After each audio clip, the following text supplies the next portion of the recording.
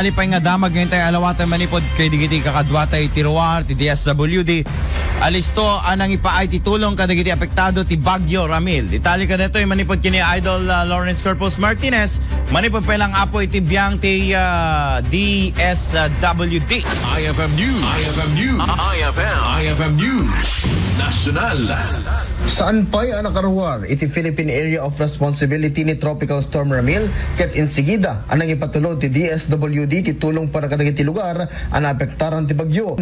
Ni Bagyo Ramil ket nang tinapigpigsa pa nagtudo iti weekend iti upat a rehiyon ken maipagarup ang nakaapektar daytoy iti 14,500 a pamilya wenno 30,368 nga individual manipod iti 147 na barangay iti regions 2, 3, 5 ken 6. Sinigurado ti ahensya iti panangidaulo ni Secretary Rex Gatchalian ti DSWD ket isu ti kabinulig dagiti LGUs ti panangipaay kadagiti food packs kadagiti apektado a pamilya.